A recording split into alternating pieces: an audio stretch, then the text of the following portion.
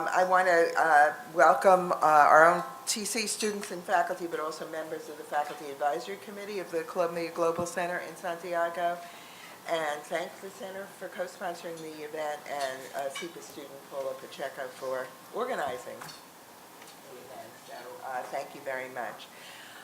You know, at TC we are the home of comparative and international education. In fact, I tell the story about the first dean, James Earl Russell, who was had been dissatisfied with his own American education, and in the late 19th century went abroad to see how other people were educated, and came back and founded the field of comparative and international education. I actually literally sit at his desk, so if you like to visit me in my office, you can visit his desk. And he was concerned, though. He was worried about whether students here would be as interested as he was in learning from abroad.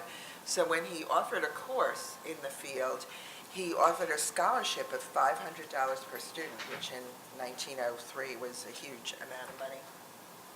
And to his shock, 34 students showed up, and I don't know if he honored the scholarship offered for all those students, but that was the start of comparative and international education here. And I think there's probably no topic right now that is of more, could benefit more from a comparative perspective than the issue of for-profit education and choice in education. We certainly in the U.S. are seeing our own growth of for-profit schools, particularly in the virtual sector, but also in the real sector.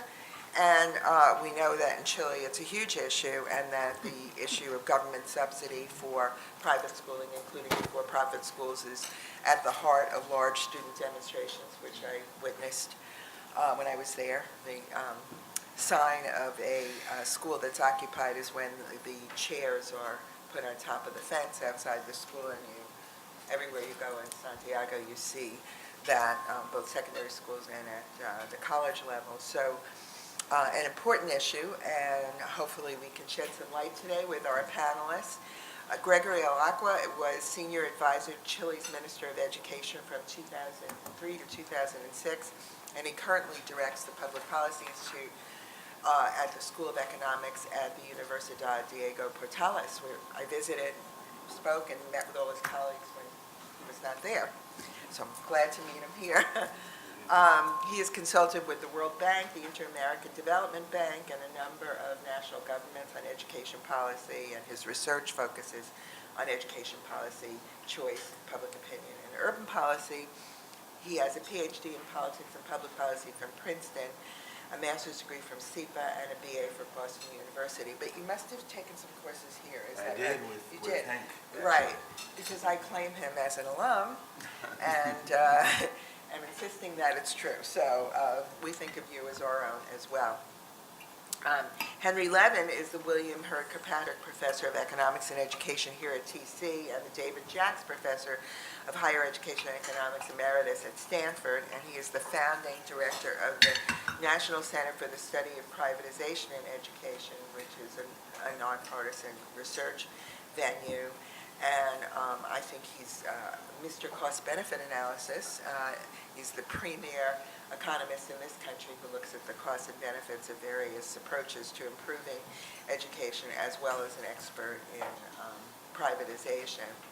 And our commentary today will be offered by Miguel Urquiola, who is the Associate Professor of International Public Affairs and Economics, who is an Associate Professor at Columbia, and a Faculty Research Fellow at NBER, and co-editor of the Journal of Human Resources. He's previously been at Russell Sage, at Cornell University's Economics Department, at the World Bank, the Bolivian government, the Bolivian Catholic University, and his research focuses on the effects of school choice on stratification and school equality. He holds a BA from Swarthmore and a PhD in economics from the University of California at Berkeley. So I think I have you going first, Hank. Is that? Sure. Okay, good. Okay, well, thank you all for coming out in the middle of the day.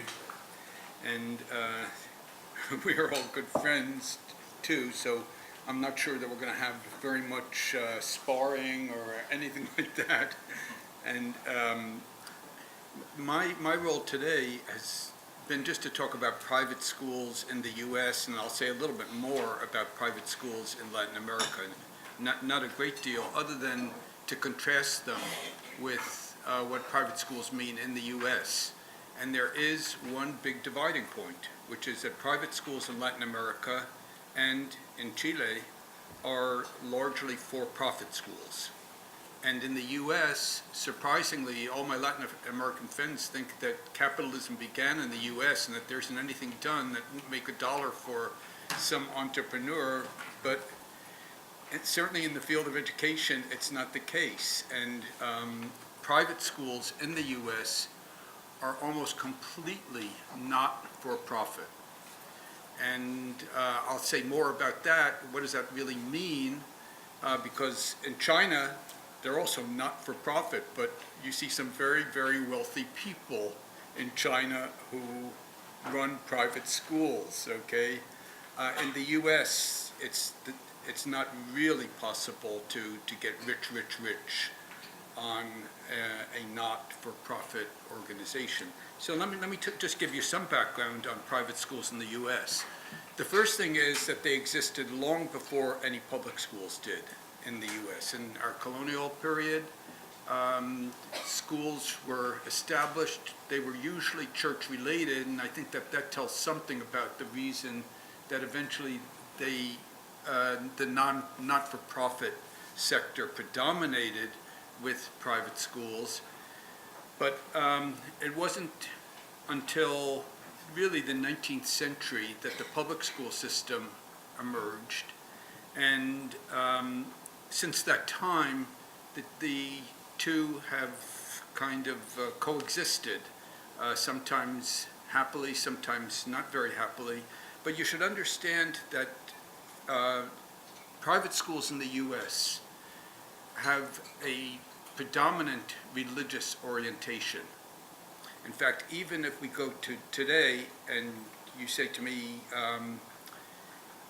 what proportion of students are in religiously affiliated private schools in the US? It's about 80%.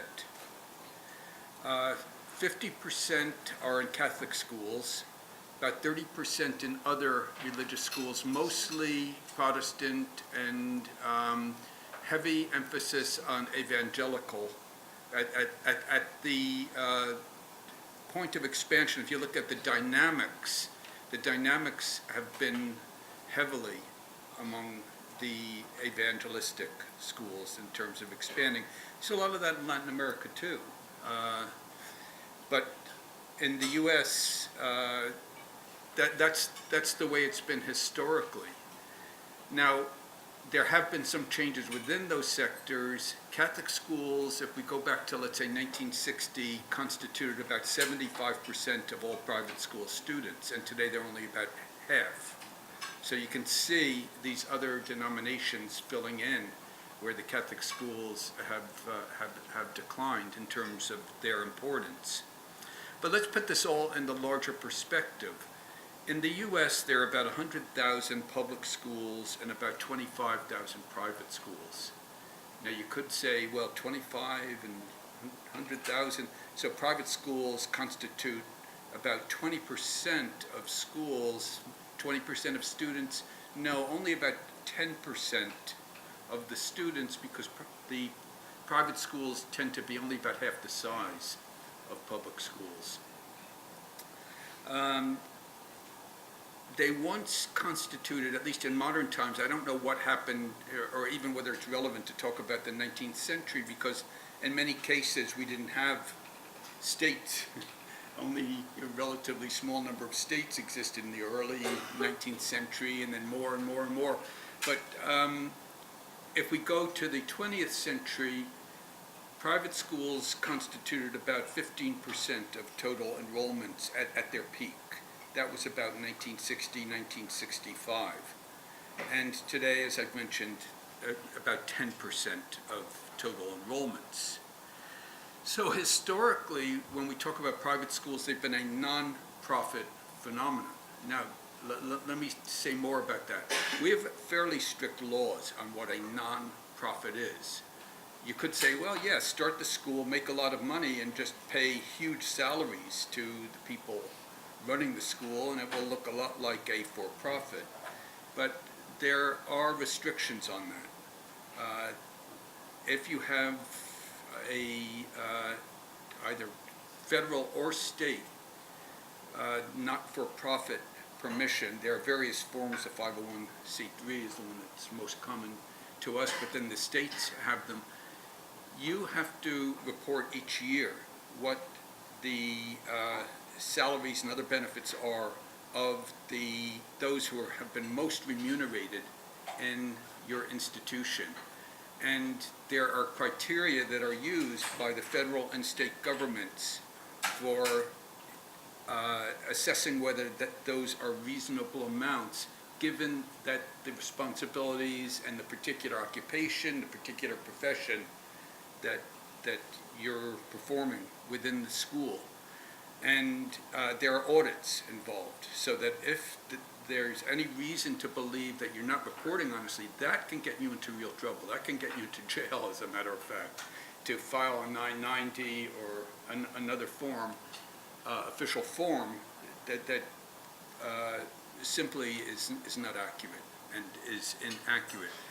And so it's very, very rare. It does happen, but it's very, very rare that people who are responsible for these non-profit entities are accused of having made huge amounts of money from them.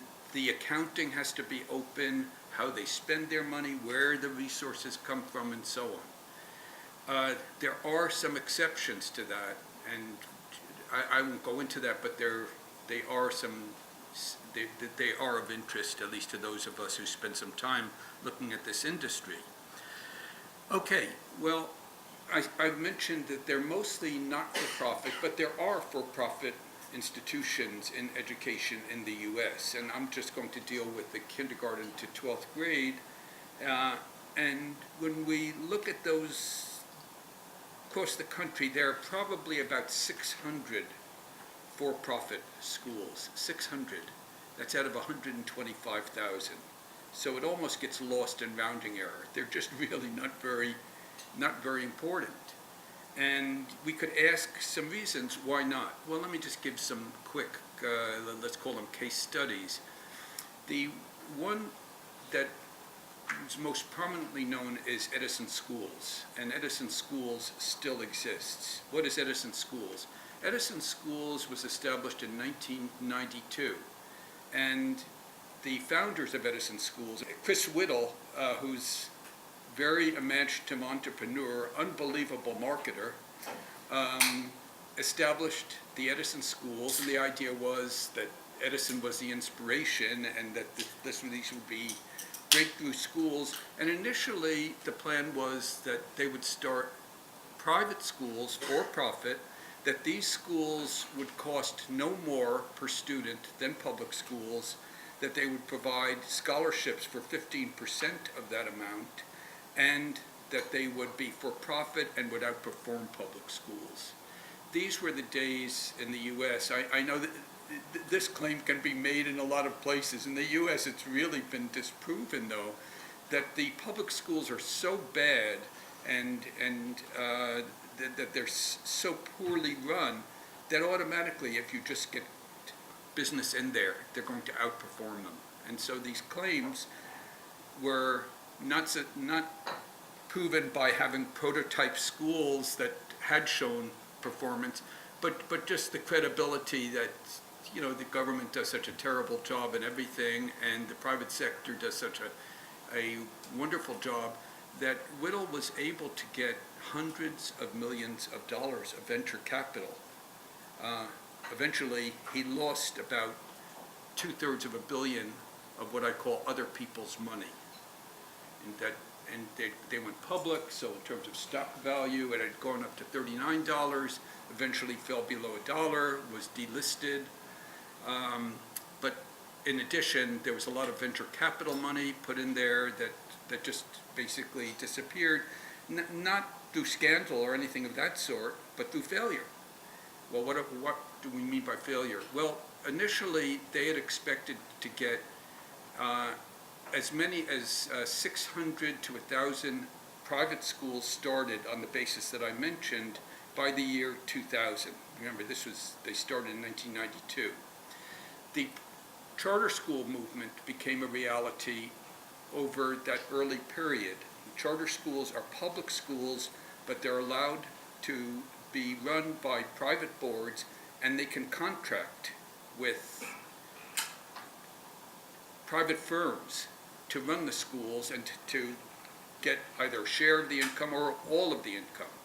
And so Whittle decided in 1996 that the future was going to be in these charter schools where they would run these schools. They would become an educational management organization, a so-called EMO, that would have contracts with these boards for running charter schools.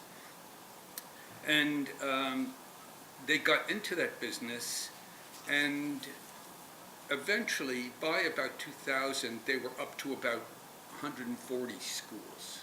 140, these were public schools, mostly charter schools. They did have some schools that they had contracted to run for school districts because of the promises. And the promises were just great. I mean, if you were to look at what they promised, every second grader would get a laptop computer. Every child would have electronic buddies, meaning telephones. Teachers, by the way, in most schools don't have telephones. They're not allowed to call anyone. Well, the parent, you call down the hall, or sometimes you have access. But every child would have access to a telephone, to a printer, to a fax machine. Those were considered important in those days, fax machines. A little bit later to the internet, and would have a computer.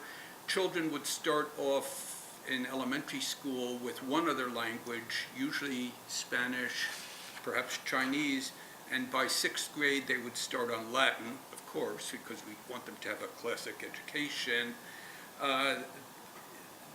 It was glowing. They had never produced one of these schools, but it was out there, and as I've mentioned, Chris Whittle is, let me put it this way, if you ever go to a talk that he gives, leave your wallets at home, and your checkbooks, okay, and your credit cards, and your debit cards. He is an unbelievable marketer in terms of talking about a world that he's never shown or produced, but he conjures up and uses very, very, very wonderful and thick descriptive language, and everyone wants a piece of the action, including, by the way, very sophisticated investors who simply did absolutely no due diligence at all, zero due diligence. Well, to make it as short as possible, by 2008, he had about 140 schools. Even there, it was marketing, because when they would take over a particular school, they would then divide it, in many cases, into sub-schools. So if they had a K-6 school, they would have K2, 3 and 4, and 5 and 6, 3 schools. So suddenly they'd be advertising 3 schools as one of the numbers that they had. They wanted to have national movements. They wanted the schools to be very, very similar, so someone could go from one community to another and find an Edison school and know that the Edison school would be similar to the Edison school that they had left in another community. And that was one of the problems, by the way. People want schools that tend to be distinctive. They tend to not want something that's just mechanical and automatic, but they want to relate to it. And they had problems holding on to schools. One of the reasons that they weren't able to increase the numbers of schools was because even though they would get new contracts, they would lose schools also at the end of old contracts. Okay, how about the claims? Could they do it for no more than other public schools? In this case, they had shifted from private to running schools. So they were a for-profit entity, but running schools that were officially charter schools or public schools, several studies, including a study, they were so confident that they were outproducing public schools that they gave a 3-year contract to the Rand Corporation to do an evaluation. And the evaluation found that they did about the same as comparable public schools with similar students and similar venues, or they did a little bit worse. But this was longitudinal. They also went public because of the excitement.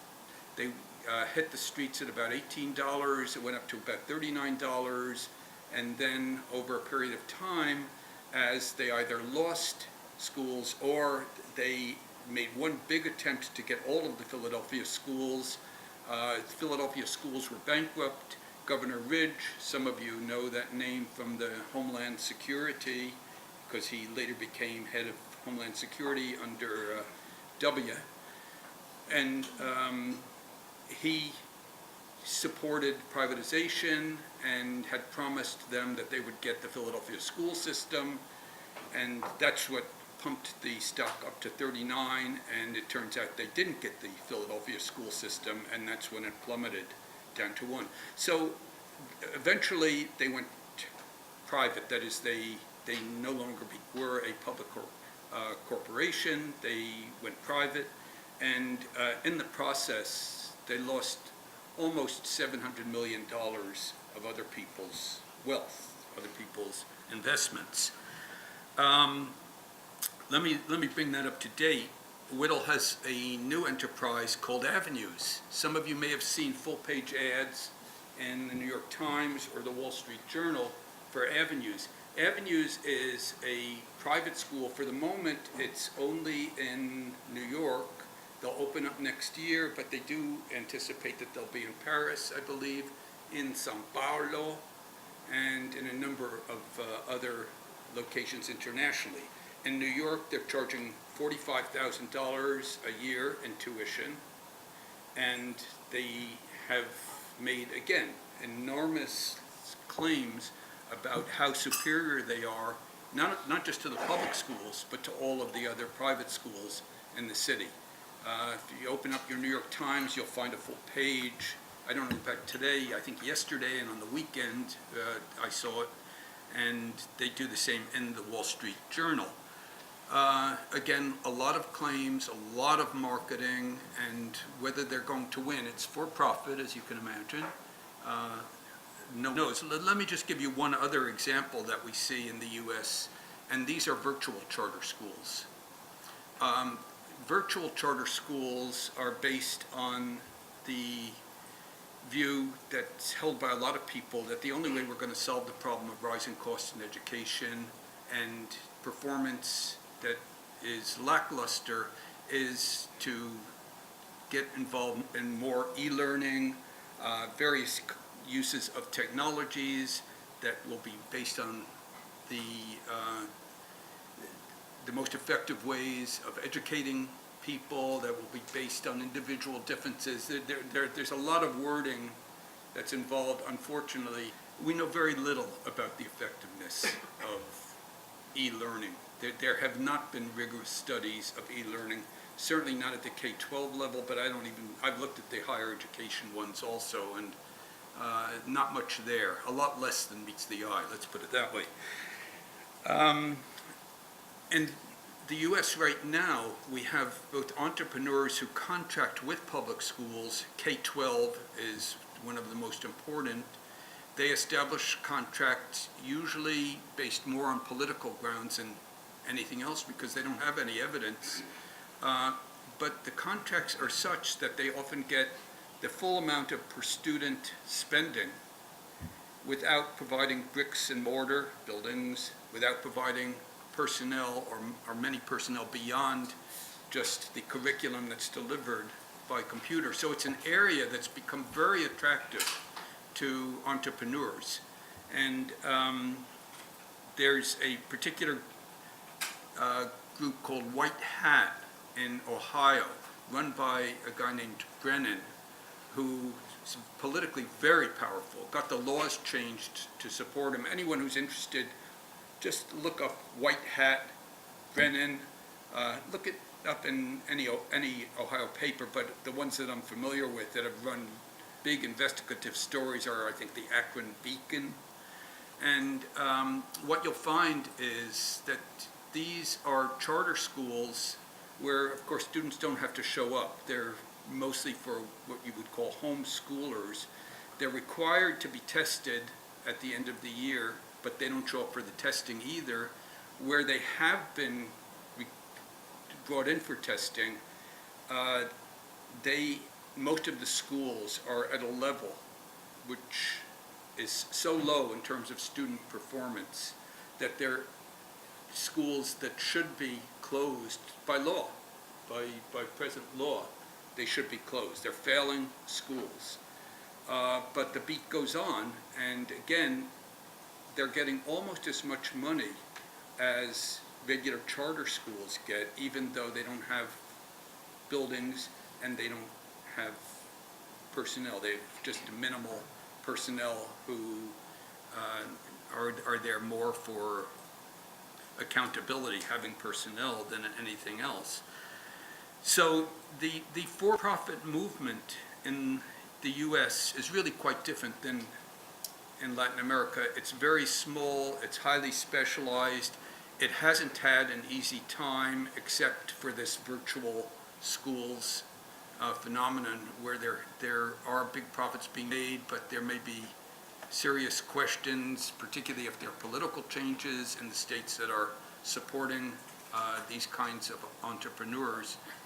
And the same, I should add, the same is generally true in higher education, although we do have a post-secondary sector that's for-profit. It's of recent origin, particularly the University of Phoenix being the most important. It gets into niche areas. It really doesn't compete directly with what we normally consider higher education in the U.S. That is, it goes for niche markets and particularly niche populations. And although it's for-profit, it's funded almost completely on the basis of loans and other forms of taxpayer benefits, such as the Pell Grants. So surprisingly, U.S., capitalism, entrepreneurship, and so on, for-profit education is not very important here. Thank you. Thanks, Hank. Greg?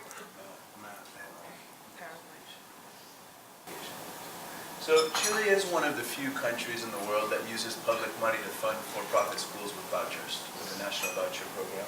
More than 1 million students attend for-profit schools, for-profit voucher schools, so schools that receive public funding. It's about a third of enrollments and about a third of schools. As you can see, public schools make up about 46% of enrollments. 54% of schools, that's because most rural schools continue to be public schools. And then nonprofits are about 10% of schools and a little under 20% of enrollments. And then we have 8 non-voucher schools, which are private paid schools that don't receive any public funding, that make up about 6 or 7% of enrollments in schools. And for-profit enrollments have increased rapidly over the last, I would say the last 20, 25 years. Or 20 years since 1981, but particularly over the last 10 years. If you look, this is 1992 to 2009 or 2010. The enrollments have increased by over 100% in preschool and primary school, not quite so fast in high school. And their growth rates have outpaced other school types. So this is just between 1990 and 2008. The number of for-profit schools has increased by about almost 100%, and enrollments by over 100%. And most of the growth is in primary and preschool. I'll come back to this in a moment. If you look at public schools, well, the enrollments have declined, and the number of schools have slowly been the number of public schools either merging with other schools or just closing down have also slowly increased. And then the private non-voucher schools, well, they've gone up by about 30% or so. So the highest proportion of for-profit students are enrolled, like I mentioned, in primary schools and this is preschool. Parents, if you look at enrollments in first grade and preschool, parents are choosing private schools much more than they are public schools. So if you just look at preschool and first grade enrollments, when parents are actually making a choice, over 50% are choosing private voucher schools. And most of these private voucher schools, especially in the, I'll come back to this in a minute, in the middle income and low income neighborhoods, are for-profit schools. So they can see in primary school, it's about 37% of students in preschools are enrolled in for-profit schools. That's just about the same as in public schools, and much higher than it is in non-profit schools. And actually in some municipalities in Chile, more than 2 out of 3 students are enrolled in for-profit schools. So if you look in, and these aren't wealthy municipalities. These are middle income, emerging middle class, and actually low income municipalities. If you look at Padre Hurtado, which is a lower middle income municipality in Santiago, 80% of students go to for-profit voucher schools. Alto Hospicio, which is a very poor municipality in the north of Chile, right in the middle of the desert, 72% of students go to for-profit schools. So most of these municipalities are middle income or poor communities. I wanted to briefly say a couple things before I go into the politics and the evidence about the history of private schooling in Chile. The government has funded private schools since the late 19th century. So in 1871, the government actually established a subsidy for private, open to for-profit and non-profit schools, particularly in rural areas. And in 1908, they started to establish regulations. In 1920, there was in the law, a voucher. Very few private schools actually took advantage of the voucher. But in 1951, the government established a pure pupil voucher for private, non-profit, and for-profit schools, which was worth about 50% of the traditional public school voucher. Some people think all of this started. I say this because some people think all of this started in 1981 with Pinochet, but that's not true. We have a long history of funding private schools with public resources. But between 1964 and 1970, we emphasized, the Frei Montalva and Allende emphasized, of course, public schooling, and there was an increase in public school enrollments between 1964 and 1974 from 69 to 80% of students. And then this was the major reform. This was the sweeping reform. In the 80s, this is a really good picture of Pinochet. The government enacted a sweeping reform program that was designed and implemented in about 18 months. There was no political opposition, so it was something that was fairly easy to do for them. I actually met one of the people recently, and she said that we basically just wrote the law and implemented it. It was very efficient, she said. So the first thing they did was they decentralized education delivery they decentralized public schooling from fiscal state schools to the municipal government, whose maximum authority is the mayor.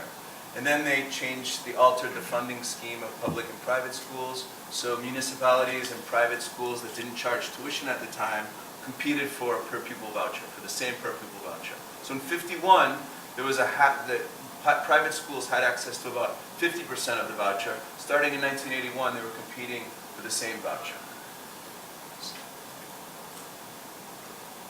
So between 81 and 86, about 1,000 schools, mostly for-profit schools, entered the market, and enrollments changed from 80% of students going to public schools to about 50%, 59%. And in 81, between 81 and 86, 81 and 90, it went from 15% to about a third of students going to private voucher schools. Between 1990 and 2010, the education reforms. These are the 4 Concertación center-left democratic governments after the dictatorship. Education reforms focused on quality and equity. They didn't modify necessarily they didn't change the national voucher program.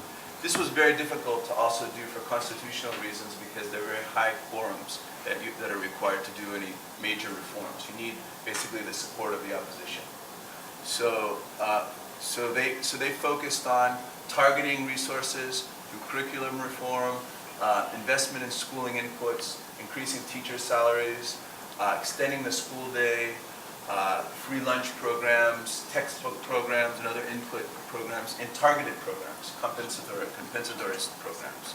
The only two important modifications to the voucher program was in 1994. This wasn't the Concertacion's idea, but it was part of a negotiation with the right.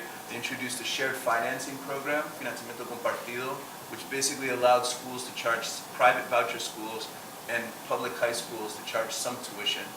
And then the targeted voucher, which is a differentiated voucher. The voucher used to be a flat voucher, and starting in 2008, they increased the voucher for poor students. So a school that enrolled a student that was classified as poor by the government received 50% over the base voucher, acknowledging that it was more costly to educate poor students.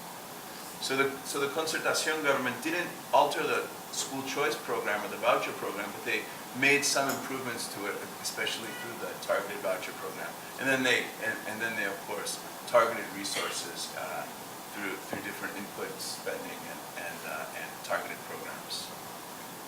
So just to show you, this is kind of a historical shows the historical enrollment starting with Videla, the 1951 voucher program. You see that the blue line is public school enrollments, and the red is private school enrollment. So you can see in 1951, private schools started to open with this new with this new voucher introduced in 1951, where schools received 50% of what public schools received in the voucher. And then public school enrollment started to pick up again between 1964 and 1970. And then through Pinochet's reforms and then the Concertacion's focus on the student rather than on the voucher program, the trend they haven't really been able to turn around the trend. So today about more or less 40% of students go to public schools, 55% go to these private voucher schools, 2/3 which are for-profit, and about 6% go to private non-voucher elite schools. I guess I'm not going to talk about higher education, but I just wanted to mention, I'll come back to this at the end. In higher education for-profit, for some reason Pinochet didn't allow for-profit in universities. So profit is only legal in the vocational schools and kind of the community colleges, which are called Centros de Formación Técnica, Institutos Profesionales. These are just vocational schools that make up about a third of enrollments in higher education, with about 50% coverage in higher education. And about 2/3 of these institutions are for-profit. Universities are non-for-profit, but I'll come back to this because there are a lot of for-profits in disguise, some of the things that Hank talked about earlier. But I'm going to focus more on K-12, but I will come back to the higher education issue at the end. So for-profit schooling is definitely a hotly debated issue in the discussions. Here are just some quotes. I probably didn't do a great job translating on this morning, but here's the Minister of Education. He says, we need more schooling options than just public and religious schools. Families also want secular, non-denominational options. We should continue to allow for-profit owners to establish and run schools. This is Ernesto Tironi. For those of you who are Chileans, it's Eugenio Tironi's older brother, PhD in economics from MIT. He's a very successful entrepreneur, businessman in Chile. And he has a chain of for-profit schools in Puente Alto, which is a middle-income municipality in Santiago. He says here, if the Instituto Nacional, which is one of Chile's most prestigious public high schools, had been for-profit rather than public, we would have 30 rather than only one Instituto Nacional. Here, I guess I was reading that Giorgio Jackson was here recently.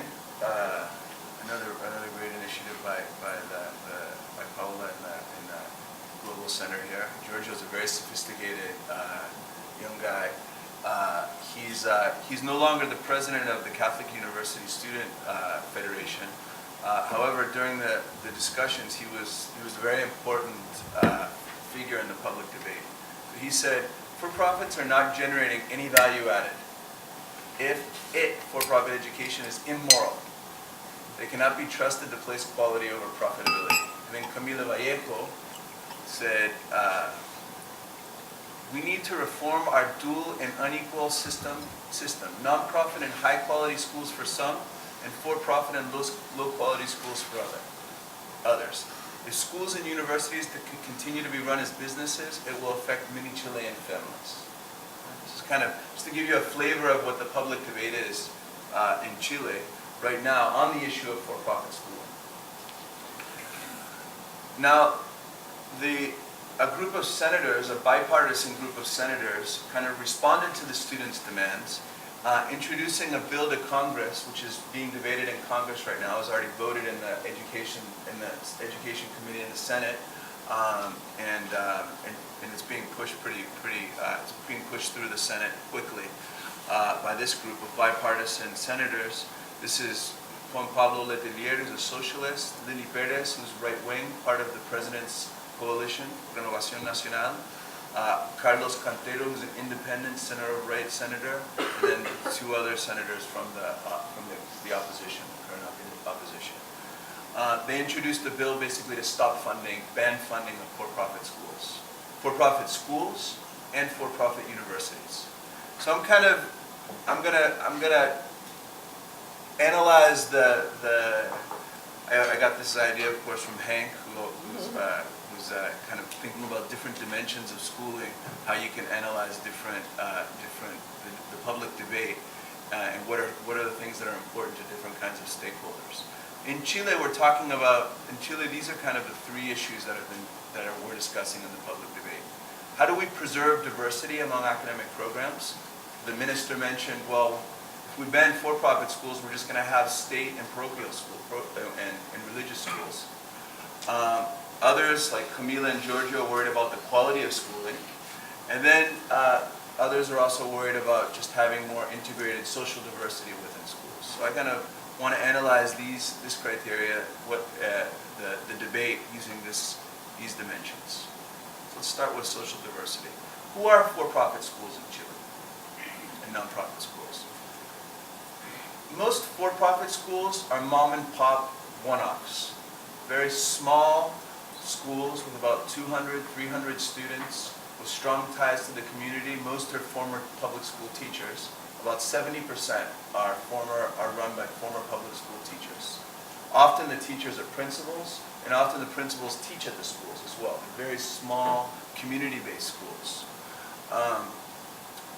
Almost all of them are secular, non-denominational schools, and they do have diverse academic programs, although most use the national curriculum, most non-profit and for-profit schools.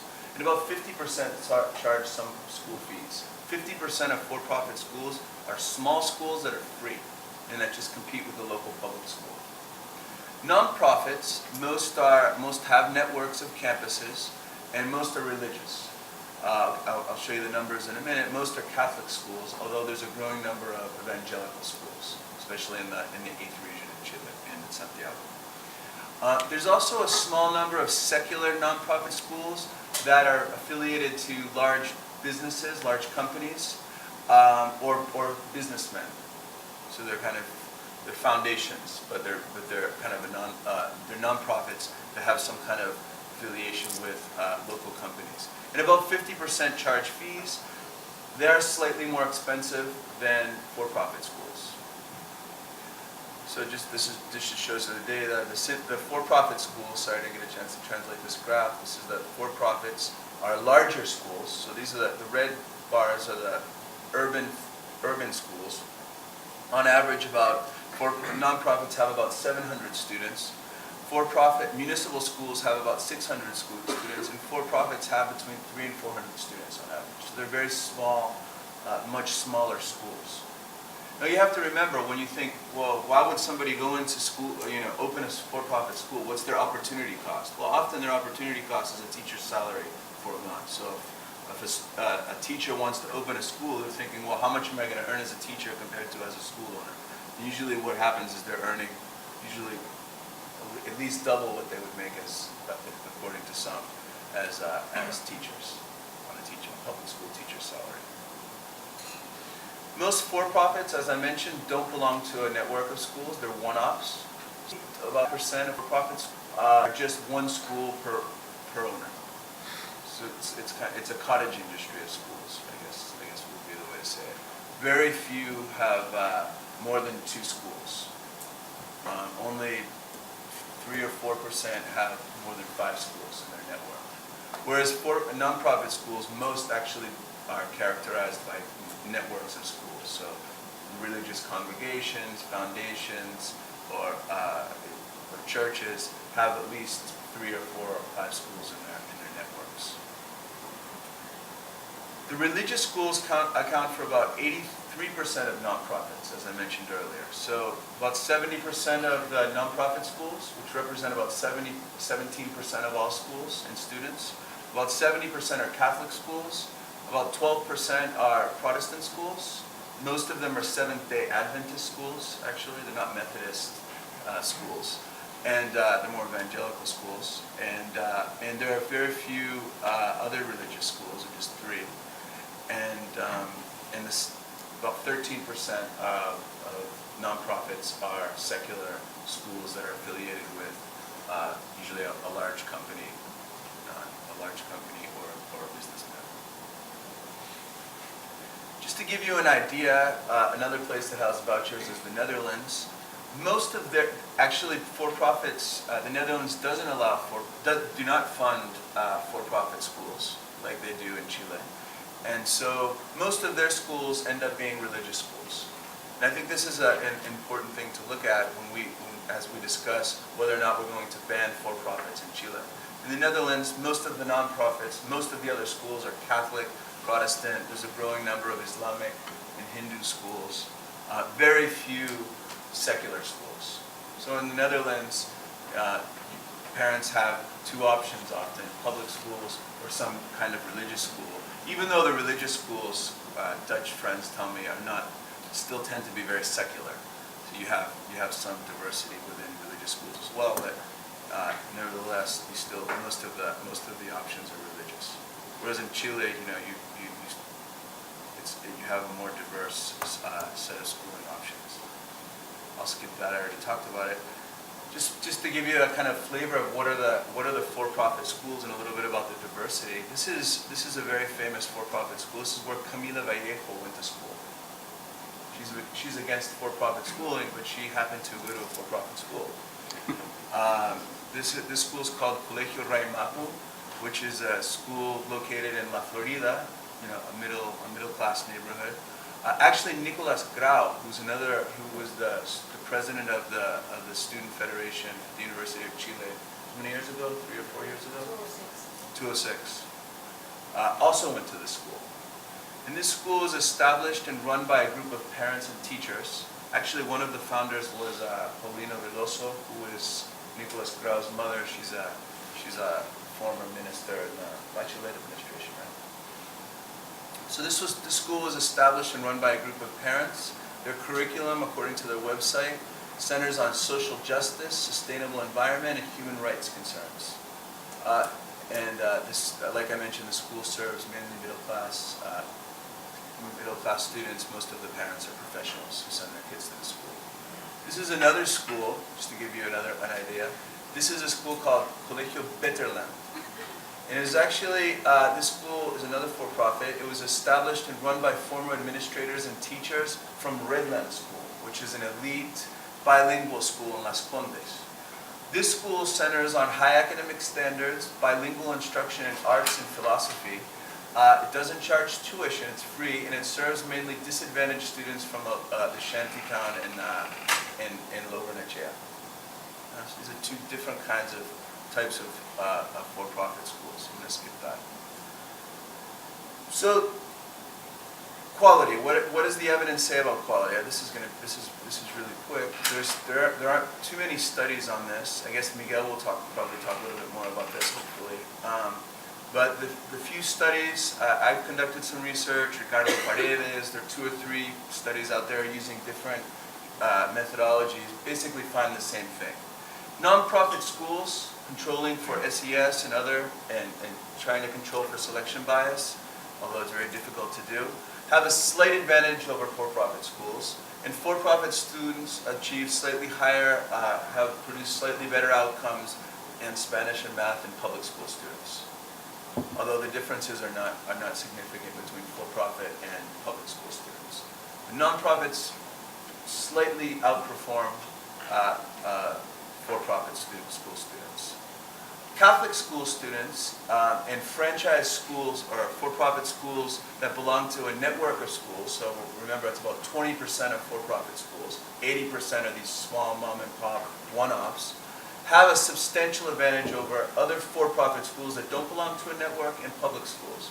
So it appears that Catholic schools, which is consistent with research in the United States and other places, outperform other schools, but for-profit schools that are run by kind of, I don't want to say that they're run as businesses, but have a larger operation. Oftentimes these schools, which represent about 20% of schools, are run by second-generation school owners. So their parents founded the school, had a very small community-based school. They went and studied engineering or business or something else, and then they came back and took over their parents' schools and expanded operations. These schools seem to be performing pretty well compared to other schools, all else equal. There is no statistically significant difference in achievement between for-profit and public schools. For-profit schools that don't belong to a network and public schools. And in some cases, it appears that the evangelical schools actually do worse than other schools.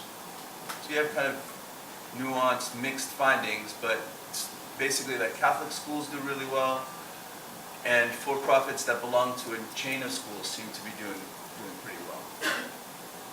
And that's, you know, these findings are reported in different studies using different methods. I also want to mention, and this is really important, I'm not going to go through all of this, but I just want to mention that recently this year we passed a national quality assurance system. So we introduced more regulation in our schooling system. We're going to have a superintendency of education that kind of monitors the way schools are spending their resources. So we're going to know how much profit schools are actually making.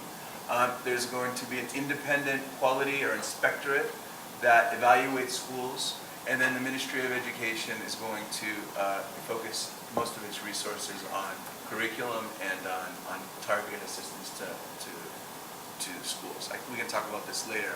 But this is very important because we're talking about whether or not we should have for-profit schools. Well, now we're going to have a quality assurance system, school accountability, we're going to have more regulation in our system, so that should take care of some of the concerns that people are worried about. I'll skip the higher education. This will be, I'll take in about 2 or 3 minutes, I'll finish my presentation. So the last issue is social diversity. What does the evidence suggest about integration, social diversity, and segregation? First, the poor students are overrepresented in public schools. So most public schools serve a higher proportion of the lowest income students. About 56% of the poorest students in Chile's system that are classified by the Ministry of Education as vulnerable or low income are free lunch, if you think about maybe what you use in the US. 56% attend public schools, 30% for-profit schools, and about 13% go to nonprofit schools. For-profit schools, I'll skip this and go right into this. About 70% of the new schools coming into the market are for-profit schools. So what ends up happening is for-profit schools, especially after the recent targeted voucher reform, for-profit schools are establishing schools in middle-class neighborhoods and in poor neighborhoods. Nonprofit schools basically have schools in middle income and upper middle income neighborhoods. There are very few Catholic schools in poor neighborhoods. And those that are in poor neighborhoods tend to cream off the highest income, according to research, the highest income students within that neighborhood. So Catholic schools are very selective in Chile, are very selective. Whereas for-profit schools tend to go into poor neighborhoods and compete directly with the public schools. So if you look at this map, for example, this is the market in La Pintana, which is a poor neighborhood in Santiago. The red dots in this map are new for-profit schools. So over the last, and the green dots are schools that existed in 1999, and the red dots are new schools that came into the market between 1999 and 2009. These are all the red dots are all new schools, and almost all of them are for-profit schools in this neighborhood, because there are only 2 Catholic schools in the town. So all of these schools right here are for-profit schools. Most of the green schools are public schools. So all of these schools are for-profit schools that went up and established or set up their operations right next to public schools. They usually ended up, usually were pretty successful at recruiting parents from the public schools. This is an education market in Quilicura. Those of you who know Santiago, this is kind of an emerging middle-class neighborhood. All of these red dots are new schools. All of these red dots are new schools, and in Quilicura, they only have for-profit schools. I don't believe there are any Catholic schools, any religious schools. And this is Maipú. This is another middle-income neighborhood. All of those red dots are new schools that have entered the market over the last 10 years or so. And all of them are for-profit schools. I shouldn't say La Pintana, I should say Maipú.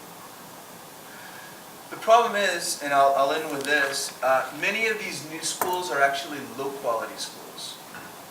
So what ends up happening is low-quality for-profit schools are setting up right next to public schools, or establishing or opening schools right next to public schools, and competing for students with public schools. And parents, for some reason, think that the private school is always better than the public schools, at least in Chile, and are choosing those schools over the public schools. And many of these schools are actually low-quality schools. So, just to give you an idea, about 30% of the new for-profit schools that have entered the market in the last 5 or 6 years, over 50% of their students are not reading at grade level. So they're actually lower quality than some of the existing public schools that are already in the market. I just want to show this because I think this picture is unbelievable. This is the neighborhood in Alto Hospicio. This is a low SES comuna in the north of Santiago, right in the middle of the desert. 95% of students in Alto Hospicio go to private voucher schools. 5% go to public schools. There are 2 public schools, a public high school and a public elementary school. I was there a couple of months ago, and the mayor told me that he just can't handle having 2 schools, so he's decided to outsource the public school to a local mining foundation. So now they have one public school in the comuna. And if you look at these schools, all of the red dots, I'm sorry for so many different colors, are private voucher schools, and the blue dots are public schools. Those are the 2 public schools. The 1, 2, 3, 4, 5, 6 of the 8 schools are classified by the Ministry of Education as failing schools. And a lot of these are just new schools in the market. And a lot of these schools are actually doing better and growing more than the public schools, the 2 public schools that are classified by the government as just average schools. So we have a classification, a ranking of the government ranks schools based on their test scores, controlling for SES, and looking at kind of if they improve or not over time. Schools that are in recuperación or in recovery are actually classified as failing schools by the government. In this neighborhood, 7 of the 9 schools are failing schools. And all of these schools are actually for-profit schools. So that's part of the problem. So, in summary, for-profits enroll about 1/3 of students in Chile, about 1 million students. They're secular. They have diverse, somewhat, that nonprofits slightly outperform for-profits, but there's a lot of variation in both sectors. Catholic schools are much better than Protestant schools. For-profit schools that belong to a network are much better than the small mom-and-pop schools. All of them, all else equal, tend to be slightly better than public schools. Public schools, though, serve most of our poor students. And they also public schools are not selective. So what ends up happening is if you go to a public school, one of the public schools in any municipality, they don't only serve poor students, but they serve the most vulnerable students. children who are, orphans. The most vulnerable students always end up in the public schools in Chile. That is that's kind of a sweeping comment, but if you look at the data, they tend to be much more vulnerable than private voucher school students. For-profits serve a higher percentage of poor students than Catholic schools and nonprofit schools, though a lower percentage than public schools. And nonprofits tend to be much more selective and less likely to establish schools in low-income neighborhoods. So what concerns me, and this will be the last slide, if we're going to ban for-profit schools in Chile, there's some practical issues that we need to consider. First, of course, is who's going to absorb the 1 million students. Some neighborhoods, parents have public or for-profit school options. The public school is going to be able to absorb all of these students. Catholic schools don't usually are not usually willing to accept poor students. Catholic schools that receive public subsidies. One thing that's also a concern is that some politicians have suggested, well, the for-profits can become nonprofits. The problem is it's very difficult to find investors if you're a nonprofit and nobody knows who you are. If you're the Catholic Church, you can raise money. If you're a large company that has a foundation, you can raise money. You can raise money, or you can subsidize the school through donations. That's a lot more difficult to do if you're if you're a teacher, you don't really have contacts, and you just have a very small school. So probably what will end up happening is, if they do pass this law, a lot of these schools will just close down. In a school like the example of Camila Vallejo's school, it's a for-profit school kind of run as a nonprofit, because to actually run and operate as a nonprofit is a lot harder if you're not well connected. And also, one thing that's happening right now, because the legislators are sending a signal to the market, a lot of the for-profit schools are just have stopped investing. This is one thing that concerns me a lot, actually. So they know that half of Congress wants to get rid of them, so they're not investing anymore. They're actually profiting more than ever now, and that's something that concerns me. I also am worried about how we're going to avoid replicating that kind of the higher education model. So what happens in higher education is universities set up as nonprofits because by law they have to be nonprofits, and shareholders often set up companies and provide services and lease the facilities to the nonprofit or university, and they're really profiting. So they provide services to the nonprofit university as a for-profit company, and they end up, so of course they end up profiting, or they lease the facilities at a higher, rent the facilities at a higher rate than the market rate, and they end up profiting. This could also happen in the K-12 sector. Okay, thank you.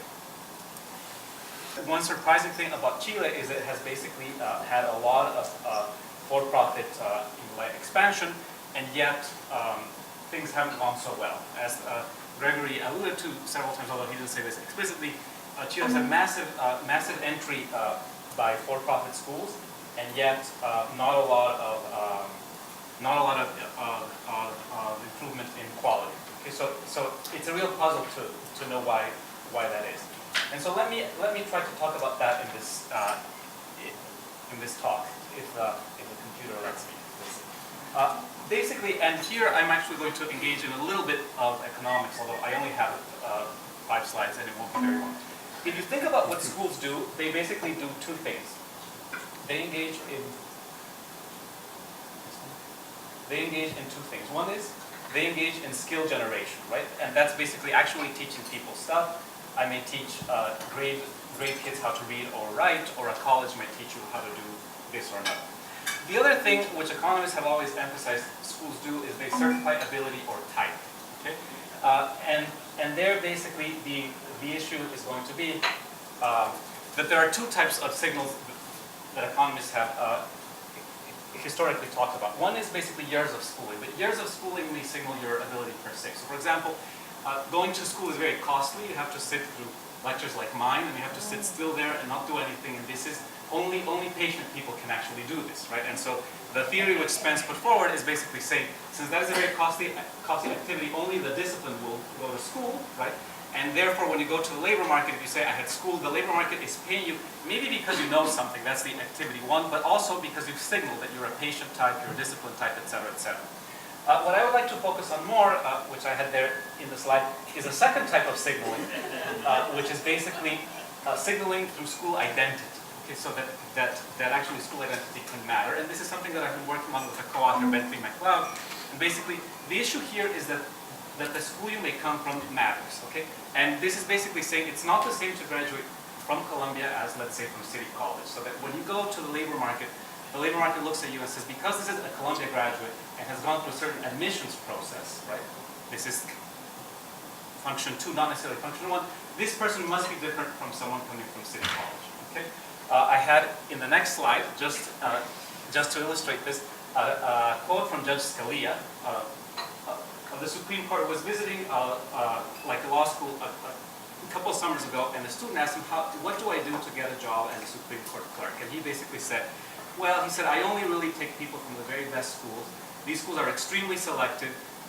They don't teach very well, he said, but you can't make a sowsier out of a silk purse. These kids, you know, these schools are getting the best students. They will still be the best students later. Okay? So basically, one of the things that's going to happen that comes out of our models is that if you liberalize a school market, right? If you just let the market do its magic, as economists like to say, two things will happen. One is there's going to be massive stratification. Basically, people are basically going to want to signal, I'm a bright kid, so I can get into a very selective school. Right? Schools are going to want to basically build a reputation based on that. This is something that we see all the time in the U.S. higher educational market. And 3, basically, what's going to happen is you will get entry that's basically going to sort out people. Now, this is a labor market story, right? That basically, people want to go to certain schools because that lets them get certain jobs. You could also think about it more generally as a signaling story that happens for other markets that parents and students care about. So, for example, one market that parents might think about is the marriage market, right? So you might say, maybe if my kid says I go to this and that school, it sort of signals something about them in the marriage market. Let me give one example about an article I saw this week in a magazine. It basically said, it basically analyzed how overrepresented certain schools are in the New York Times marriage announcements. Okay? And basically took the cases of Harvard, Yale, and Princeton, which are hugely overrepresented. So basically, if your kid is dating someone and you know, you sort of say, well, who is such and such, and the kid says, well, you might say, well, okay, you know, that's fine. Similarly, I was last year out in Chile for a talk, for example, and saw a very interesting paper by a sociologist who basically said one of the reasons that people in low income neighborhoods choose these for-profit schools rather than a public school is because they're signaling something about social class also. Okay, so basically these things operate everywhere. Now, if you see this, what does this imply is going to happen in a country like Chile, which basically lets the market liberalize? So 2 things are going to happen. One is you're going to get massive stratification. This is something that Gregory mentioned roughly, but I will say again. If you look at schools in Chile and you basically tell me which school a kid comes from, you're coming pretty close to telling me that kid's household income. Okay, so kids are extremely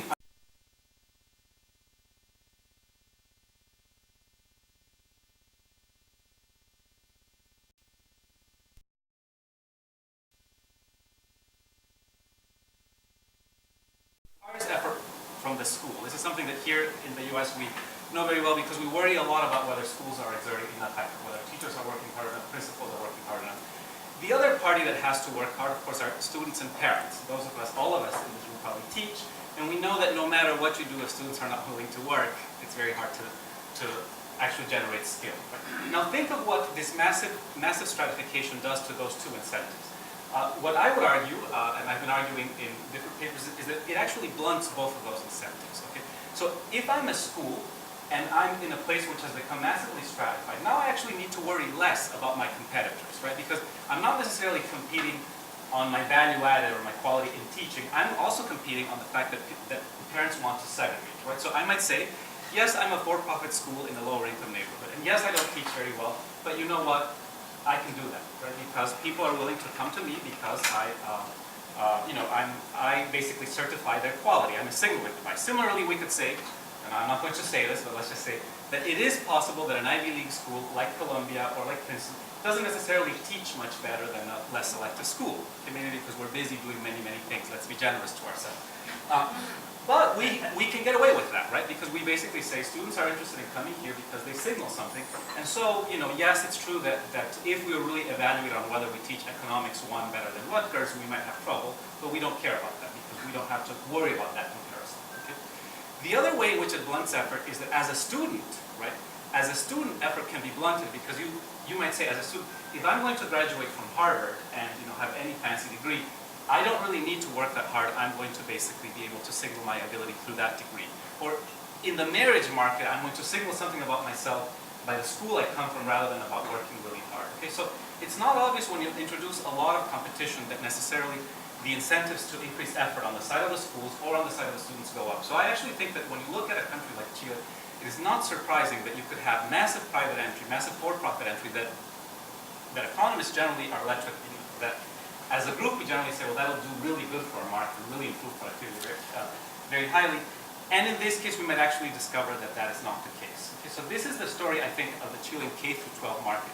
Now, what is key is that actually, I think, for-profit versus non-profit status in the economics of education, as I see it, is a big red herring. Because what is the key distinction between a for-profit school, as I see it in the Chile case, and the Chilean public school?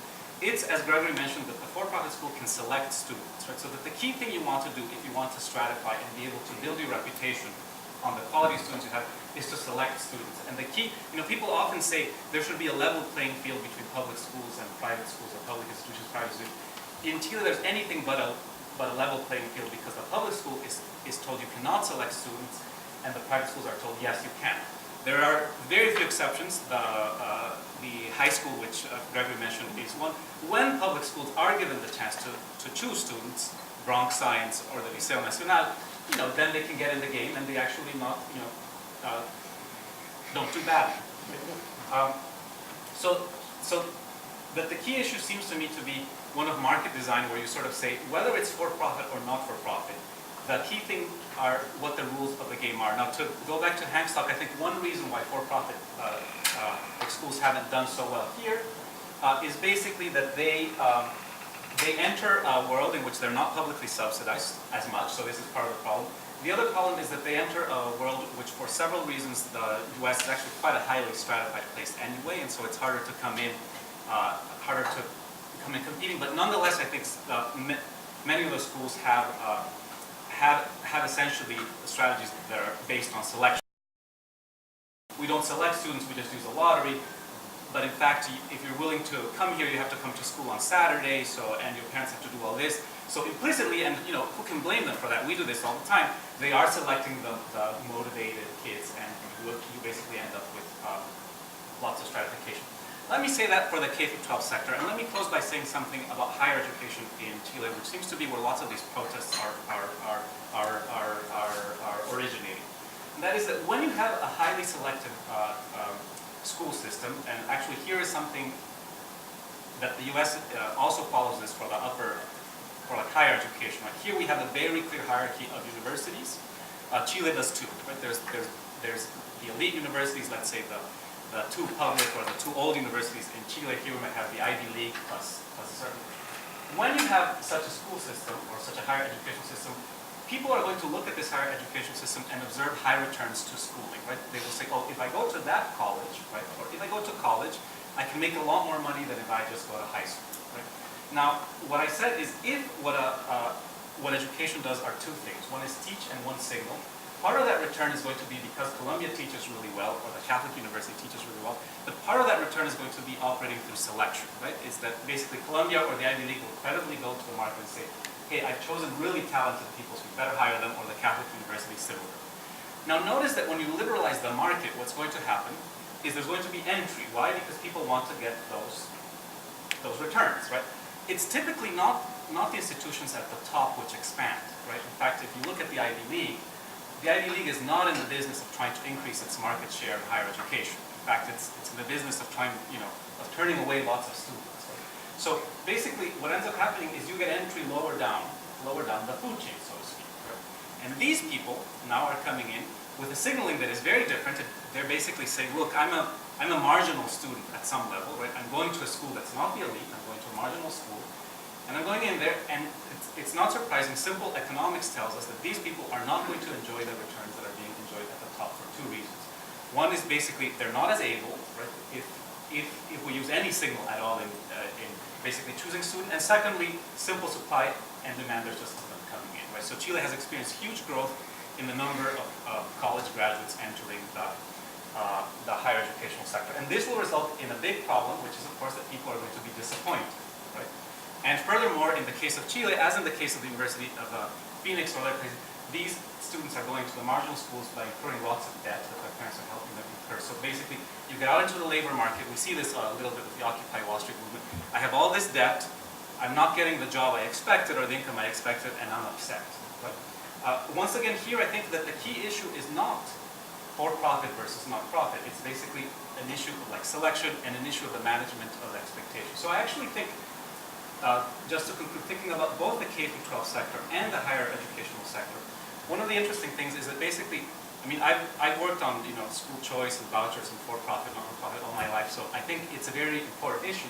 But I do think it's a little bit of a red herring. I think that the key issues might be ones of market design, which are basically saying things like, who do you let select students? And if you select students, it doesn't matter if it's a for-profit school, if it's a not-for-profit school, or a public school, you're going to get certain equilibrium, right? Secondly, for example, basic questions like how do you manage the increase in the size of the higher educational sector? Countries like South Korea, like Taiwan, have basically done it by fiat, right? The government says there were 100 slots last year, this year there will be 110 slots. And they realize that this is a careful management issue because parents, or the state of California does this too, parents want their kids to go to college, but at the same time, they're really, you don't want to disappoint people. Chile has taken the option of saying, let the market decide. And if you let the market decide, it doesn't matter whether it's for-profit or not-for-profit universities. You're just going to get, you will get good things and you will get problems. Let me close with one final thought by way of commenting on these thoughts. Is that what we're saying here, in a way, for economists speaking, is a very radical thing, which is we're saying we should not let the market do its magic in education. In fact, you should worry a lot about market design. Like this is a very radical thing for an economist to say. And I think that essentially we have to ask ourselves, why are we saying that? What is special about this industry that makes it that it's not fine to just let the for-profit sector do its thing? And the final thing I want to say is basically I would argue that what we're saying in fact is that education is a different good. And let me just say two ways in which it's different. One is that school identity matters. The other way of saying that is basically the reputation of a firm is constructed largely on the quality of its buyers, right? So if I sell this computer, right? If I'm in the business of selling Dell computers, my reputation is basically built on the Dell computer is good, it turns on and Acrobat works, right? And that is what I'm judged on, right? And Dell wants, in fact, to basically, it tells us every month, our market share went from 0.13 to 0.131. That was a good month, right? So it's basically interested in selling more computers and in occupying a large part of the market. The educational sector is completely the opposite, in my view. It basically says, you should think I'm good if I'm Yale because I select very good students. So as a buyer, here I just care about the attributes of this good. As a buyer of higher education, I care about who else is buying from the firm I'm going to buy from, right? And therefore, we see that Yale is not in the business of growing its market share. In fact, it might worry about market share generally, but it's in fact in the business of making sure that it's extremely selective in getting the most bright kids that it possibly can. So that is one way in which education is different. The other way, I think, which is key, is that educational investments and payoffs happen in the long term, right? So if I go and buy this computer, I observe pretty quickly it doesn't work, right? And then I am able to engage in repeat business with the seller, right? So I go back and I say, well, this time I'm going to buy a different one. And therefore, the contract that the seller and I have can basically be very sophisticated. If you think of buying a car, which is a very sophisticated good, in fact, when I buy a car, I have a very, very sophisticated contract with the seller, which says, you will receive, these services from the car. And in fact, nowadays, they will tell you, if the car breaks down in the first X years, you will bring it in and I will fix it for you. And so we can both be satisfied. And I can basically then say, okay, I will buy another car of this type or not. With a university or a school, it's very different because basically I'm saying, I'm going to go to to this university, let's say Teachers College. Once I'm in there, it's very hard for me to change, right? It's not like I can just turn around and say, well, now I'm going to go to NYU because I've already made some very specific investments. And then once you're done buying, you go out into the world and that's it. You're a graduate of Teachers College. Yes, you could get another degree, but most of us are not going to get the same degree twice because you have to sit in lectures like this one. So basically the issue then is that these aspects of disappointment and of market relations are very different, right? And ultimately these specific characteristics of education basically tells us introducing choice, introducing for-profit versus not-for-profit institutions are not going to be essentially silver bullet. Market design is going to really matter. And I think I would put forth a story like that. It's a story that I've been working on. It's not proven, but I would argue that we basically need stories such as those, or theories such as those, because these are actually papers, they're not just fully stories, to accommodate all these facts that come out and that are very interesting. Greg, you didn't in your analysis account for any differences or discuss any differences between the for-profits that charge extra money on top of the subsidy and those that don't. Is that a salient issue? Yeah. Yes, it is. So about half of the for-profits are free schools, so they don't charge any add-ons, and the other half do charge, and those that do charge tend to serve. So the for-profit sector, I should mention, is highly segregated in the sense that they seek out markets, niche markets, in low-income communities and middle-income communities.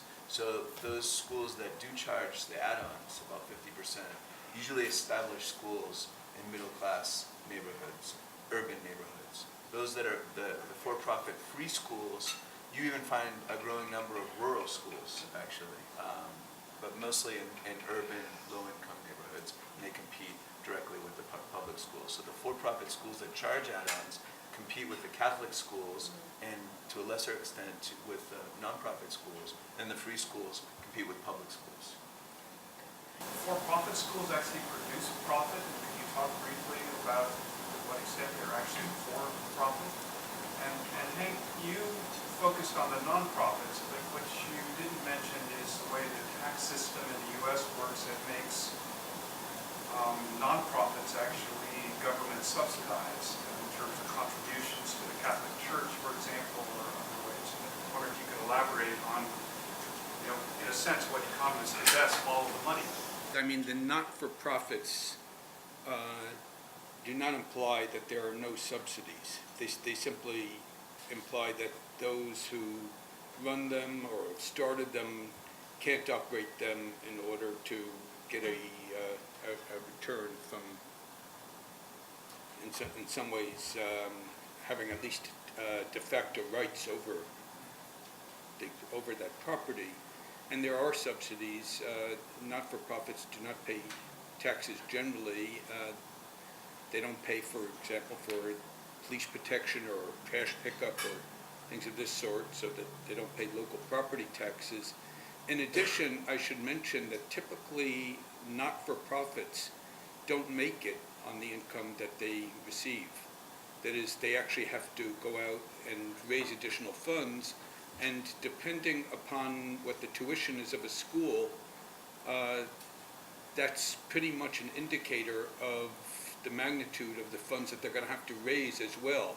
So a school, for example, that charges $35,000, I mentioned the avenues is going to jump to the market at $45,000, but typically the elite private schools in New York charge about $35,000, and then what they do is they come after the parents and say that they have expectations. And if you say, yeah, I was thinking of giving $1,000 this year, first of all, you don't get a call from the school, you get a call from a fellow parent, usually a very prestigious one whom you've heard about, and in the spirit of what you said, you feel very proud that that also goes to this particular school. And then you say, gee, I was thinking, yeah, we're going to give $1,000 this year, and the response is typically, actually, we had you down for $15,000 or more. We want to build this new pavilion, and so there's a lot of pressure. So they're quite interesting in the way that they go.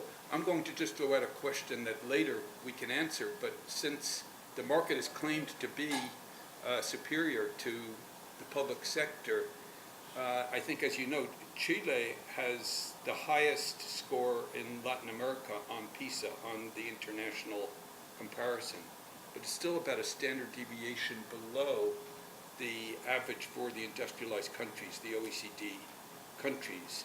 And the question that I have is, even within or among, between these sectors, are the magnitudes that you talked about, for example, the Catholic schools are doing somewhat better than others, how much of that gap is really closed? That is there, do we have a hint of promise that competition, whichever form it's taking, is the solution to bringing Chile up, even to countries with comparable income? Chile's performance is not at the GDP per capita. The question is, is there promise in any of this for change? So you have two questions. Okay, just to add something to the last question that we can answer later. Chile is the country that, out of all the countries that participated, the most progress. Not only progress, but progress in narrowing the test score gap. So made progress in quality and equity between 2000 and 2009 compared to other countries, all the other countries that participated in PISA. So why? Had very rapid What economic explains? growth too. Yeah, of course. I mean, what explains that? We can talk about probably a combination of these targeted, policies between between 1990 and 2010, and other things. And P900, growth, of course. and growth. Yeah, P900, the targeted voucher, the differentiated voucher, accountability, and some other things. We can talk about that after. But getting back to the question on profit, I think there are two issues. One is, well, how do you define profit? So most of the for-profit schools are these small one-offs, mom and pop shops, which I mentioned earlier, with about 300 students. And most for-profit owners that you talk to, they say, well, if you don't have at least 700 students, it's very hard to make an interesting profit. It's very hard for a businessman to go into and buy a for-profit school and start investing. However, for a teacher, well, they're thinking about, well, what would I make as a teacher, or what would I make as a public school principal? And so if I'm making more than double that, it may not be a big profit for a large, company or a businessman, but it's still profit for them. So there's one thing, that's one issue. And then I think it's doubling their salary. they're doubling their foregone salary as a teacher. So maybe, let's say they would make $1,000 a month as a teacher. Probably the profits that they would, according to some people in the voucher guild, they end up at least doubling their salary with 350 students. However, the more successful for-profit owners say you need at least 700, 800 students to make an interesting profit. Actually, we've been in meetings together. And many of them make money. I mean, many of them say they're satisfied with this as an investment. As an investment, yeah. So, so that's one thing and one issue. And another is we don't have what they call a non-distributional constraint. In the U.S. in nonprofits, you have what's called a non-distributional constraint, where there's kind of some regulation on how you reinvest the profits. You have to reinvest all the profits within the organization, but there's some constraints on how you actually invest the money. In Chile, if I'm a nonprofit, well, I can just hire Hank and pay him a great salary as a principal, and as the principal of the school or as a teacher, and there's really no regulation on that. So is that profit? I think that's profits just as much as profiting in the traditional sense. Like, is there something of intrinsic value to public education? I mean, that's a tough question. I would basically say ultimately if you're just going to judge schools by whether they generate skill, like let's say reading and writing and math, right? I would say that the research generally says no, right? On the other hand, neither does there seem to be anything better necessarily about private schools, along that dimension.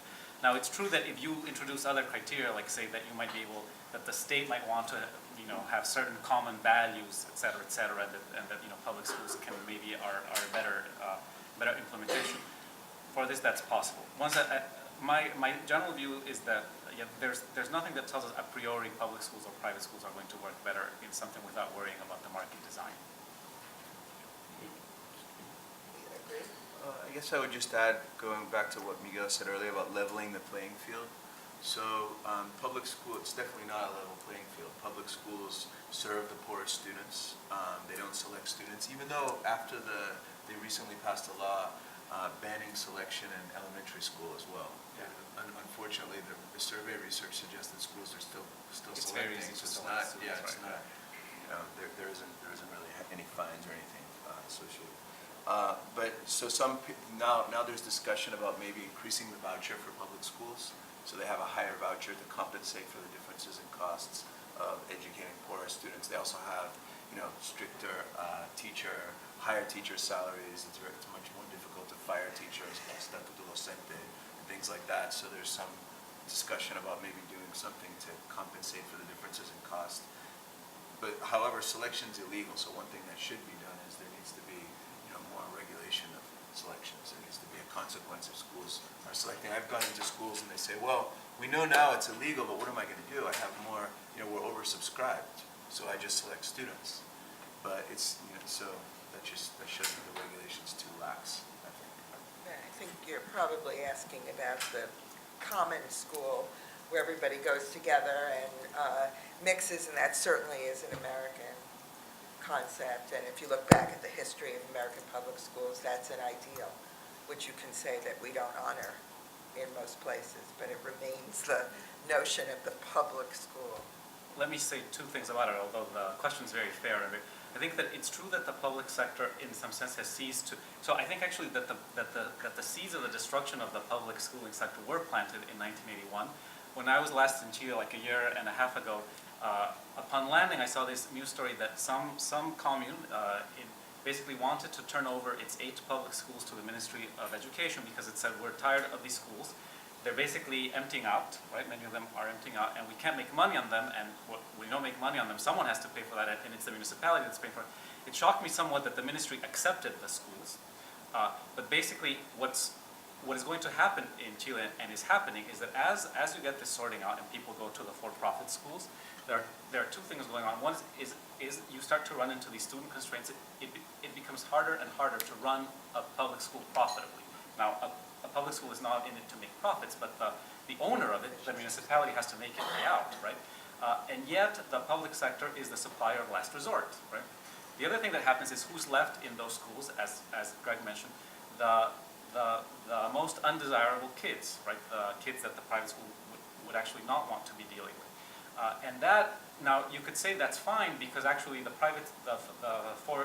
for-profit school is not any worse than the public school, so maybe we should close the public. That is possible, but I will say one way in which the outcome is really bad is that this stratification really stigmatizes the kids who are left in the public sector, right? And these kids who you go out there throwing rocks and stuff, I think are basically saying this system has been set up in a way that isolates me and, you know, basically communicates to society that I'm a loser, right? And when they say down with for-profit education, I think that's a code. Now, you know, I'm going to interpret students, which is always hard. I think that's code for basically saying this whole system is set up in a way that excludes and it doesn't give me access. So that you're not going to stop. It's true that you could get rid of all the public schools, and in some sense the value added may not change. But this type of segregation that has happened is a real problem. And I think this is super problematic for Chile going down the line. It's also highly depressing because it's very hard to see how you get out of this equilibrium, most of all when you have kids in the streets. It's very reminiscent of issues regarding charter schools in certain communities here where, although they can't be selective, if they don't provide certain special education services or other kinds of services, they can't accept every child, and the public schools can. Basically, if you allow an equilibrium where there's lots of segregation, let me go back to Susan's point. Say that charter schools come in and they're sort of implicitly selecting, right? And you know, none of this necessarily is for a sinister reason, but they're implicitly. Then you go to those charter school parents 10 years later and say, you know what, we're going to desegregate. Those parents are going to say, for understandable reasons, no, right? Now I'm satisfied. Similarly, let's say that we came to Teachers College to the students and said, well, we're going to integrate all the education students in the country into a single system. And I say, no, I came here with a certain expectation. People who invested in these schools, right, might say, no, I was told there were rules of the game. So I think going back, I don't really see how it's done. I mean, you can outlaw selection, but selection happens in subtle ways. I don't see how going back happens, least of all when kids are protesting. I just don't, equilibria in education are extremely hard to change. It often takes a dictator. And I don't see another one, for a good reason, probably coming down in Chile. Well, I mean, residential segregation is, of That's course, another issue. at the heart of it. But, one finding that we've had forever and consistently is that diverse student bodies enhance achievement. Mixing poor kids with other kids enhances everybody's achievement, particularly the poor kids.